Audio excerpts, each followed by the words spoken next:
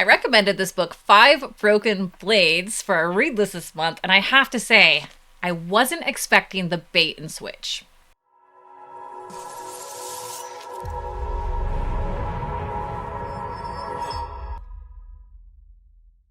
Hey everyone, welcome back to Reading Crossbow. My name is Lena, and I'm here with my co-host Rob. Hey Lena, and hello to everyone else. I'm excited to talk to you this week about your book choice for January. Yeah, I ended up really liking this book, and it was one of the ones that, people have heard us talk about on the show, was really pushed to us by Amazon. And we both kept seeing it pop up on our ads. So, just top of the show, calling it real quick. Great job, Amazon. This was a fun one. So, and I know we're going to jump into talking about the review. But yeah, I don't know, before I give a quick summary, did you think it was fun? Am I off base there? Or are you like, oh, what's she saying? Yeah, it's a very interesting book. It definitely fits the mold of the kinds of books you like because it's a solid romantasy as far as I'm concerned. Okay, we'll talk about that later because I did not expect that. I did not think this was going to be a romantasy, okay? So I'm putting a pin in that. All right, so everybody, Five Broken Blades by Mai Corland. The way this book was presented to us on Amazon, I was looking like, wow, kind of like Asian samurai. I didn't really read that much into it, and this is kind of what I was expecting. But the book is about five assassins that must eliminate a immortal king. So now he's not really immortal. He just has these artifacts. There's, I think, 4 or 5 artifacts, can't remember exactly, doesn't matter, that exist in the world that the kings own that protect them in different ways or give them something cool. So his artifact gives him immortality. And so someone has hired these 5 assassins to take out the king. And that's the gist of it, honestly. And they come from different backgrounds. They're all supposed to be liars, so the book says. They're all hiding something, and they're all hiding it from each other in what ends up being much more of a heist story in the end. Where I felt like this book was a bit of a surprise is the fact that there's kind of 6 main characters. Not 5. Not 5. In fact, No. It's the same 6 for the entire book. And so the whole time I'm wondering, well, which is the 5? Because even the jacket cover says 5 dangerous liars. And so you're spending what I felt was an unusual amount of time trying to figure out which are the 5. Because some people might be the obvious choice, but then there's parts of the book where it's well, maybe it's this other guy. That's the not dangerous liar. Yeah, exactly. I didn't get who the 5 were either. It took me forever. I swear my brain the whole time was like, am I dumb? Am I reading this wrong? Because who I'm thinking the 5 isn't the 5, or is it? I don't know. But you know what? I think we can save that because let's save our criticisms for a bit later because I have some too. Okay. They're probably not as big of a hang up for me. I'm just guessing as they are for you, but I have a chunk of them. I'm guessing you do. So let's talk about our favorite bits. So do you want me to go first, or do you want to talk about your favorite parts of the book? Well, how about we start with our favorite character? Which of these 6 was your favorite? Okay, so my favorite characters were Sora and Royo. Sora is a poison maiden, and she's a dangerous assassin, and she can basically kill people with her lips by a single kiss. So she has been raised in this poison school. She's gorgeous. She's one of the most gorgeous women in the land. She was stolen from her family as a child by this count. He's one of 4 main counts from the different regions in this story. And basically brought her up to take out his enemies. And because he's basically trying to get more of the land or get more of the riches. And he's taking people out left and right through her. So she built up a tolerance to these poisons through this poison school of there's about 20 girls that started. In the end, I want to say 3 made it. So she doesn't even know in the story if her entire body's poisoned because she isn't with other people. She really only is with these men that she's just taken out. So she's and he's always told her, your body's poisonous. So anyway, she's got a cool story. And then Royo, who is this sort of, you always have really great words to describe certain types of characters. But anyhow, he's kind of on his own. He has a patched background, and he's basically strongman for hire, and he just roughs people up and fights people and takes people out. So both of these two people, when we have a book about assassins and what I thought was killers, these two to me were the instant like, oh yeah, these are the baddies. Sora was one of my top favorite parts of this book just because her whole character concept was fascinating and how they did it. I mean, she functionally almost has a superpower. She's immune to poison. Like there's one point in the book where that like people are trying to poison her and she doesn't even realize she's being poisoned. She's that immune to it. And she's like, "Man, I should have tasted that." And I thought that was great. My other kind of favorite character was the other female lead, which is Aerie. And what I most liked about her is she just a little off. Everything about her, like she's so scattered at times, but like deadly serious at others. And she's the group's thief. She's brought on to basically do the actual heist part of this story. And I felt like her character was kind of some of my favorite parts, just the way her, even when other characters were perceiving her, I found that to be just a lot of fun. You know, she reminded me of the book, of the character in the book that you recommended, the Dungeons and Dragons book, when that character's kind of reborn and she's sort of discovering herself and almost in her, not toddler era, because she was already like almost in her 20s at the time, but when she's sort of reborn as an undead and she's like figuring herself out, I kind of got parts of that from this character. Although when we figure out her character more in the end, I mean, that's not true at all. She's really not that young necessarily, but like she's just bubbly and innocent and discovering, and it's interesting. Yeah, she was lots of fun. Yeah, she was a fun character. All the 6 characters are pretty interesting in and of themselves. I think they were all distinct. I really didn't get the same Z's voice from them, and in a group heist-like story, that's an easy trap for a lot of authors to fall into, and I think this author did a good job of keeping them feeling distinct. Yeah, and it's a multiple POV story. So each chapter is typically a different character, and it's a very, very fast read. So readers should know that about this book. If you're wanting to pick up this book, it's one of these types of books you can just tear through.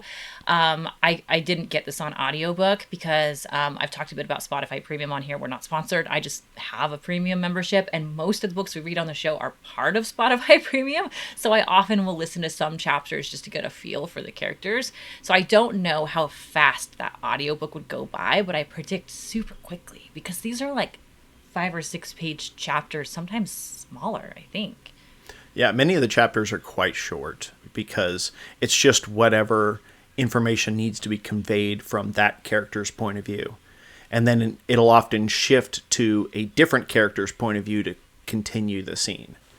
And so the other characters, just briefly, is Yoon, who is basically this forgotten son, kind of. He was banished from the kingdom and everybody believes him to be dead, but he would be next in line to inherit the throne once they remove the awful immortal king. And then there's also Mikhail, which is the king's spy master, but also the former lover, and this isn't much spoilery, this is all pretty early in the book, of Yoon. And then we have Taeyong, at least that's how I say it, which is the son. So we have this kind of like triangle twist stuff going on here. The son of the count that raised Sora to be a poison maiden. And he secretly is in love with Sora. So those are the other characters that sort of round out this cast. So what else do you really like about this story that really makes you think about it as you finished it?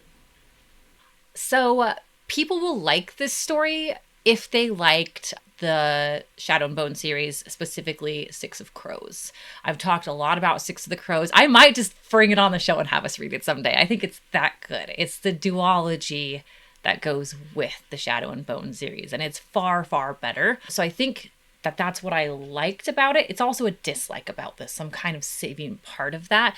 But I loved Six of Crows because it's this heist story. It's this banded group of people that don't fit together, come from different backgrounds, and they're kind of the underdogs of this city of like this of criminal activity. And they're all criminals and they're just trying to be the best criminals. And it's really cool. But yeah, again, that I loved that about this book because it felt familiar as I was reading it, as I was reading about Sora being this assassin that just can kind of throw daggers. She's not just a poison maiden. She's been trained in like combat. She can actually just kill people too, just because with knives or her body. She's amazing.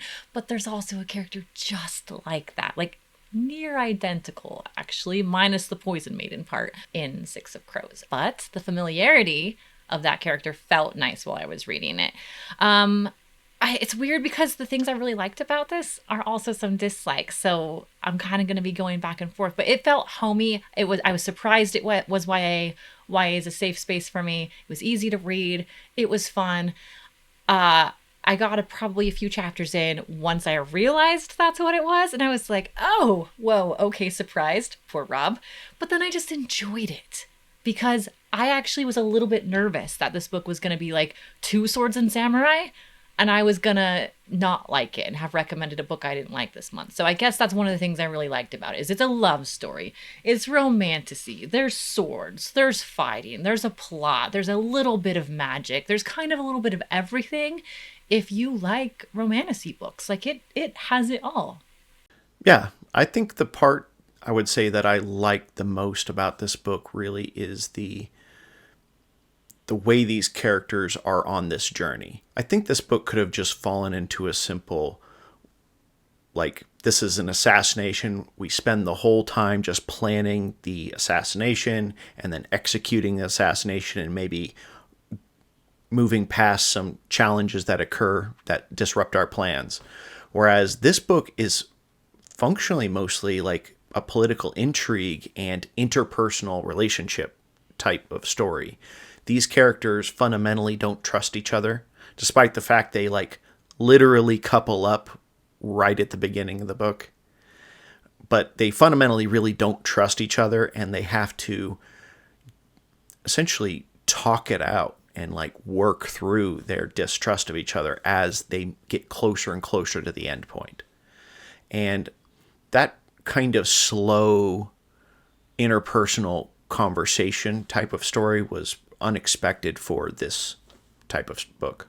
Yes, there was a lot that unweaved, like a lot to unpack here as it kept going. I mean, there's 6 people in this story, like you said, despite it being 5 broken blades, and it just unravels as we go. There's a lot of plot points and a lot of stuff it didn't even cover. And this is a trilogy, I believe. And so there's one character in particular that their backstory really didn't get touched at all. And I know that's going to get covered in the next book. So yeah, lots and lots there. The last thing I really like that I wanted to point out without talking about the map, because we always talk about, show me the map, is just that the book is beautiful. For anybody who loves romantasy and anybody who likes to collect books, this is probably one of the most beautiful books that I own. If you are not part of our Discord, this is a quick shout out for me to have you get in that Discord, because I was posting sneak peeks of this book. Some people read it along with us. But yeah, it's not just the jacket. So the jacket's stunning, but then there is the spray on the sides. And then I'm trying to save the map. There's too much to show you all in this book. It's that beautiful. And then the book itself is gilded. All the edges are gilded, actually. Not edges, the front. And then inside the book, the inside art is also just completely stunning. So I just didn't expect this. Yeah, Amazon recommendation. Super fun, romantasy, adorable, intriguing, and beautiful on the shelf. Yeah, I definitely think that Red Tower, which is the publisher, or at least the imprint for this publisher, they're the same people that did Fourth Wing. They definitely are nailing down that TikTok, like, displayable books. What? I mean, you're not like talking about someone like me, right? Like, yeah, buying books so they're yeah. Oh, okay. Fair. Okay, so I think there's a lot to love in this book. Romantasy, intrigue, pirates. We didn't even talk about pirates. There's freaking pirates in here. Didn't expect that. Poison schools. What the heck? It's a whole bunch. It's like somebody was like mixing ingredients for like cool book stories and then plunk, there you go. It's all in here. It's crazy. But it's fun. I think people will like it. I think you should pick it up and read it. We'll rate it a bit later. We should talk also about what we didn't like about it. And we can start with you, Rob. Yeah, for the most part, what I didn't like is has a lot to do with just the writing style itself. This book is primarily told as a stream of consciousness, the inner monologue of each character. And so this is really told from their just thoughts as they think about their situations. And that makes it feel very much like a tell and not show. Like, because you're being told that person's not trustworthy. That person, I'm not sure, are they telling me the truth? Like, it literally asks the question, is that person telling me the truth? And that's how this whole book goes. Now, I do think it actually does show a lot. Certain characters, like the Count Siok, he is shown to basically be ruthless. That absolutely happens. But the book will also tell you many times about how ruthless and cutthroat he is. So I feel like that's probably the part that I disliked the most, is just the actual style of the story itself. It's not my favorite. It works for this book, but it's not my favorite type of writing.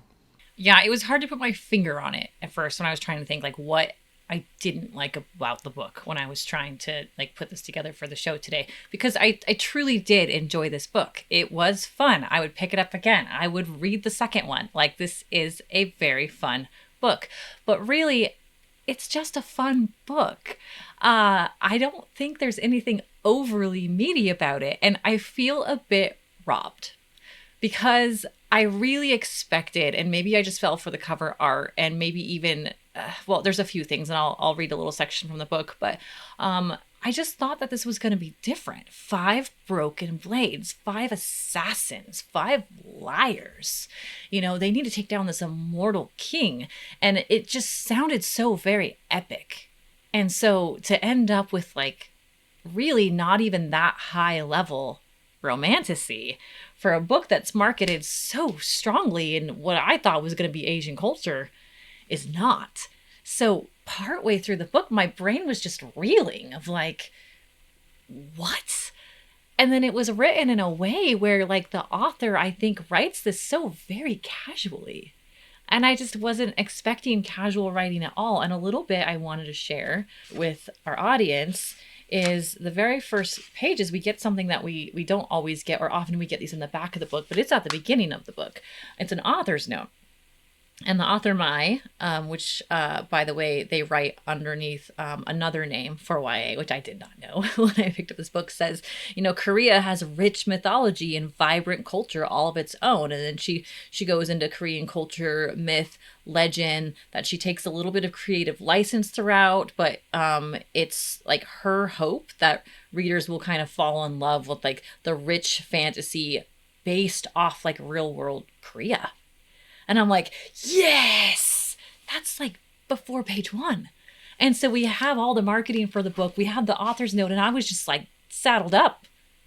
No. Like the names of the characters, maybe Royo, some of the art, some of the shaping of the land. We'll get to that with the map. But did that get you too, or is that just me? No, I definitely agree. This is a far less epic than what the book jacket and stuff would describe. This felt like it was going to be, you know, your traditional epic journey on your way to slay the evil king. And it really is a heist where you have a team of people that are just, you know, talking to each other for most of the journey. It's something different, but it's not what was described or implied. Yeah. And it's not bad. That's the thing, is it's like, I'm not disappointed in the story. I still had a great time. It's just not what I expected.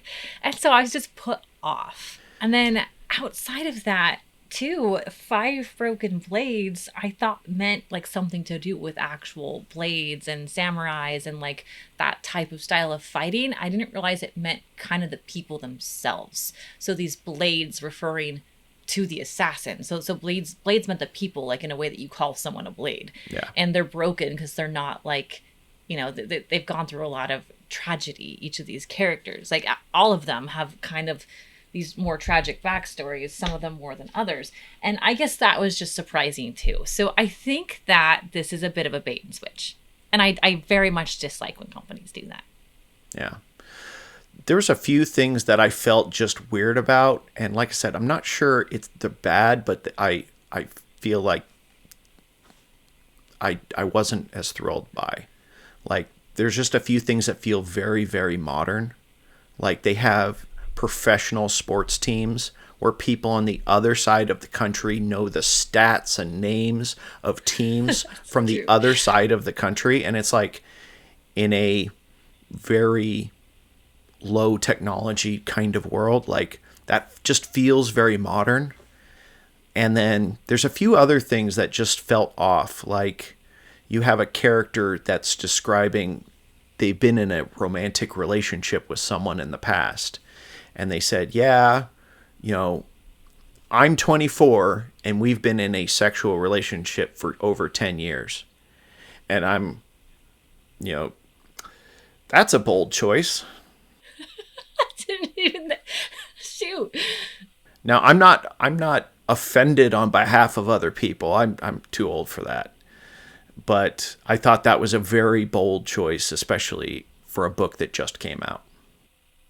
Yeah, I didn't put that together at all. I didn't do the math. I knew they were younger. And also, by the way, the Poison School girl, I think she started her path really young too, right? Like, I don't exactly know when she started like hopping in the beds of rich merchants to take them out. But anyway, it's all a bit weird. One thing that I like to do is get into the setting, get into the characters. I love to picture the story in my mind like a movie as it goes. And I have a really hard time picturing even like clothing on them, because at times the authors like describing kind of what they're wearing, particularly Ari, who loves to wear different types of dresses, and then it makes it feel very like old worldsy, and like maybe we have like corsets and gowns and things like that, but then at the same time there's a high slit like all the way up to her thigh. Like, it talks about her thighs showing all the time. And I'm like, what? I can't picture this. And so there was a disconnect in the writing everywhere. It was everywhere, with just like, what setting are we in? What time frame are we in? Because the clothing, like the map's not huge. We'll talk about that, but like it feels like it's all on the same, it is on the same continent. So they all are kind of at least somewhat the same, but like it varied a lot, and I just couldn't quite picture what was going on. So like my mental story of the whole thing, I think, swapped a lot. Like, whenever I was on Sora, the Poison Maiden, I did feel like she was in like gowns and like, but sleek stuff. And then when it went to like the other female character, I was like, I don't know what she's in at all. It's a mess. It's a bit of a mess. Okay. One other thing that I didn't love, again, did not ruin, I'm going to keep saying this, did not ruin the fun. I still enjoyed the story, just bait and switch, is some of the things I felt like they were building up to, the author was building up to towards the end. I guessed one of the big ones pretty early, like really early, like the background of one of the female characters. I'm like, oh, she's this girl. And like, maybe it's because I read too much of this stuff. And then also the big heist, that we're setting this up, right? We're setting up to take out the king. There's a bit of a heist with this because they have to remove the crown that makes him immortal. And that's why we need the thief to take off that crown so our Poison Maiden can take out the king with a kiss. It's kind of silly when I say it out loud, actually. But when we get to that point in the story, I feel, without spoiling anything, that this was all resolved much too quickly. And we have a bit of a Spider-Man-y pointing, and no, I knew all along. No, I knew all along. And it felt like a cartoon at that point. Yeah, the resolution to this story was a little fast-paced. And like, I was actually getting concerned. I was like, are they getting too close to the king too quickly? Like, is that going to be the switch? Like, we got there we got to the ending too early, and then you're like, oh, this is going in a different direction. It wasn't. No, they got to the capital. I think it was called Tamneki, basically just right near the end.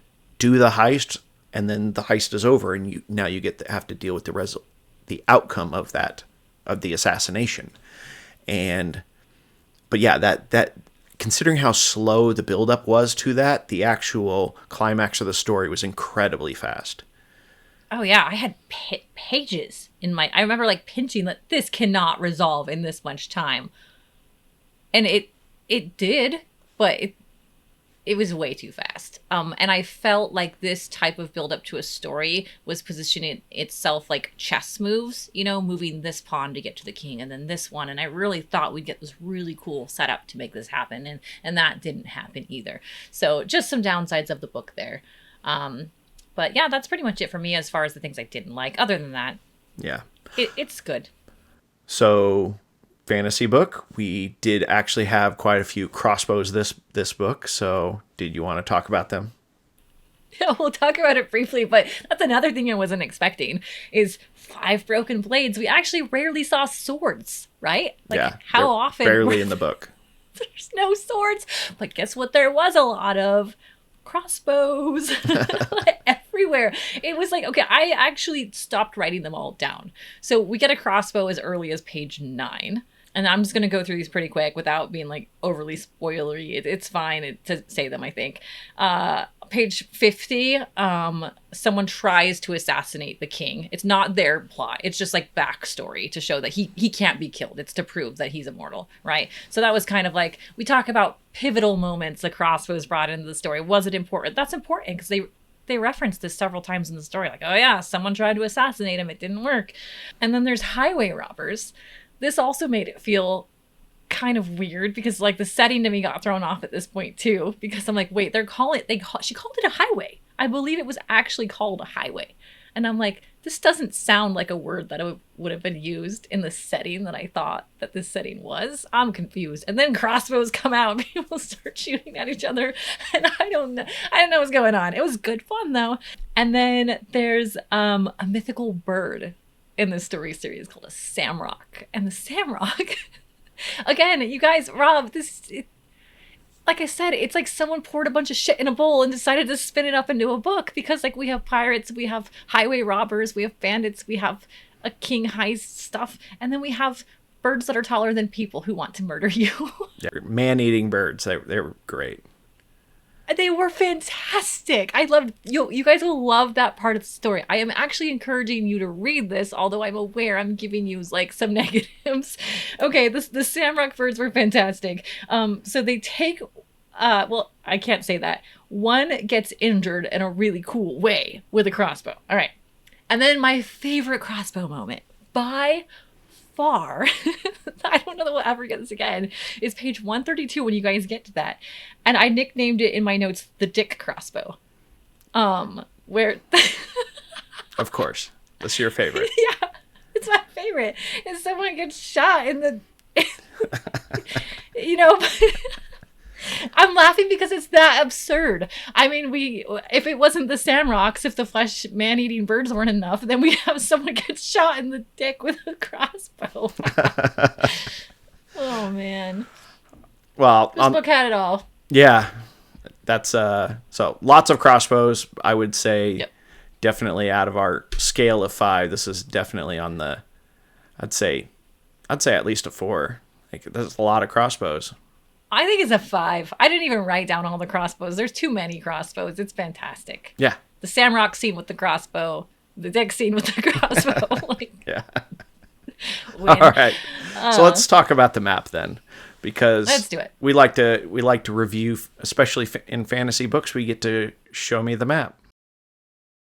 Okay, so map is up here, and I have to say, Rob, the map for me does not disappoint. I mean, not only is it a beautiful, beautiful book, I mean, they clearly know that fantasy readers now with their beautiful books are wanting maps. I feel like we're seeing more and more maps than we've ever seen.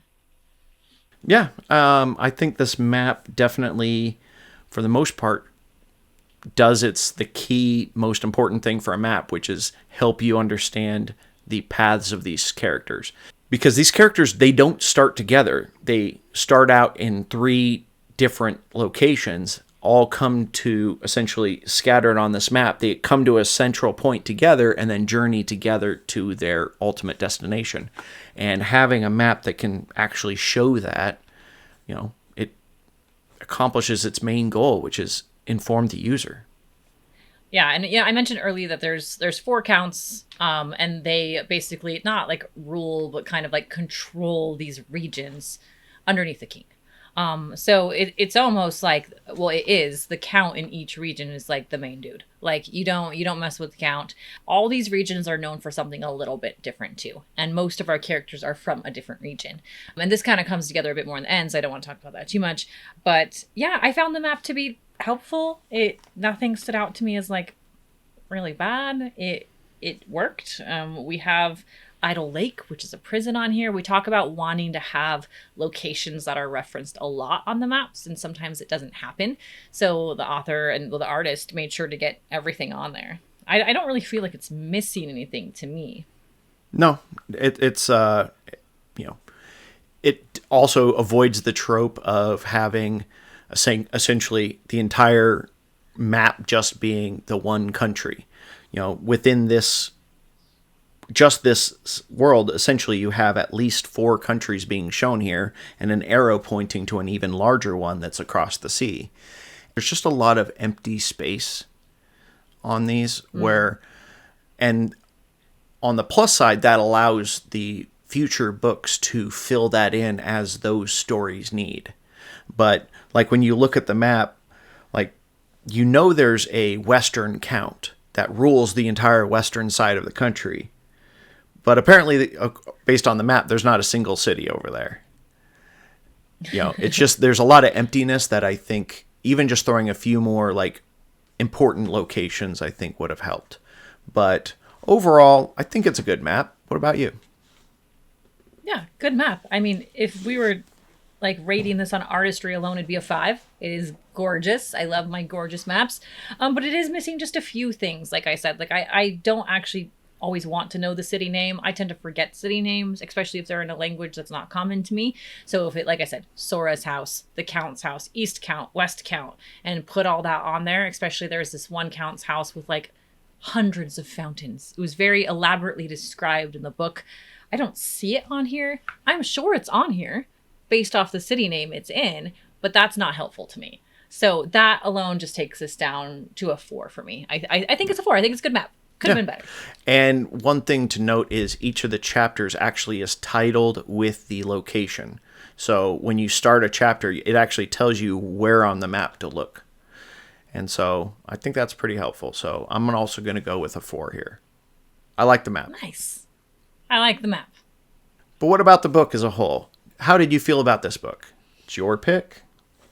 I know. I feel like I can rate this one actually pretty quickly, and I won't have to spend as much time on this section as I normally do. So, I mean, fun factor, 5. I tore through this. I had a fun time. As I was reading through this, some of the stuff that caught me off guard, like feeling like, I thought we were going to be in Korea. Or like somewhere like, I thought we were going to get more stuff like that. I got over it quickly. Every time I ran into an issue, minus at the end, because I didn't have time to get over that because it wrapped so fast, I was like, I can get past that. Because I kept having so much fun.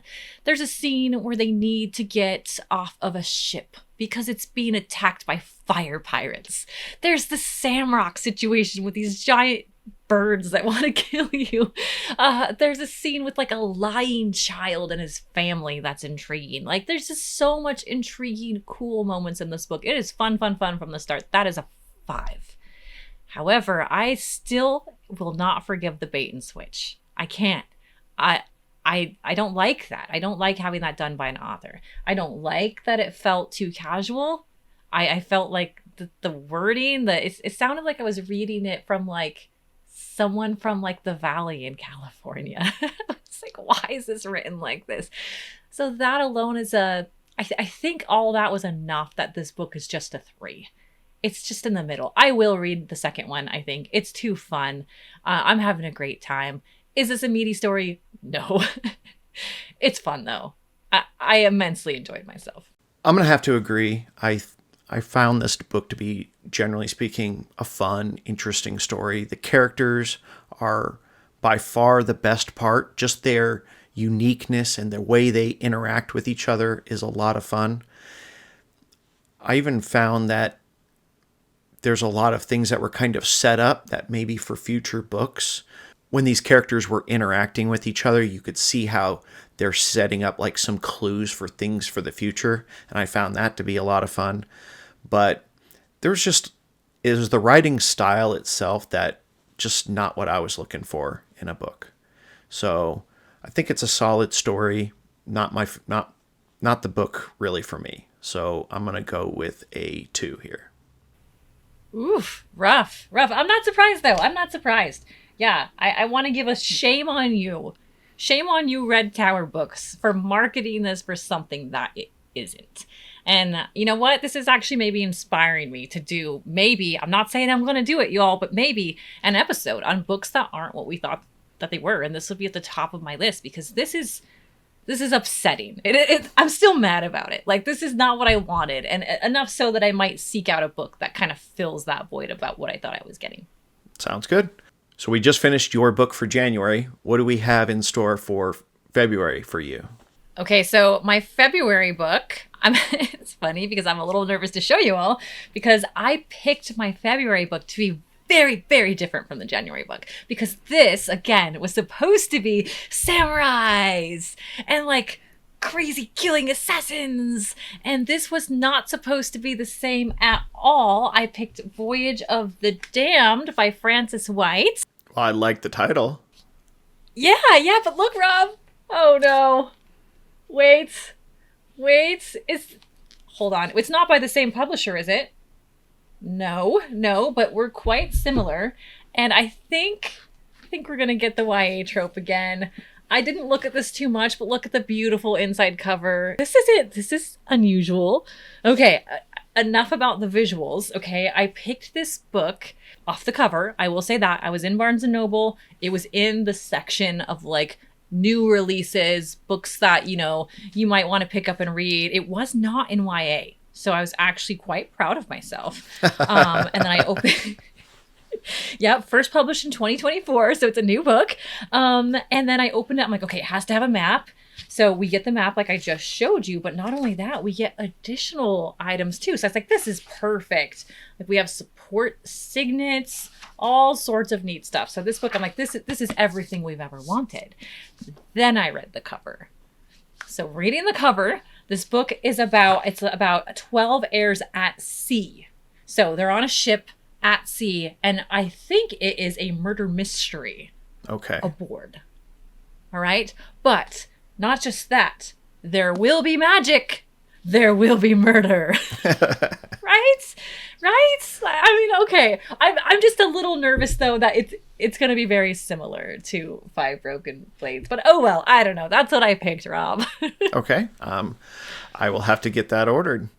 Well, I'm looking forward to it. Maybe. I might be a little embarrassed. I don't know. I might have to have some like moment of shame on the next episode if this is the same.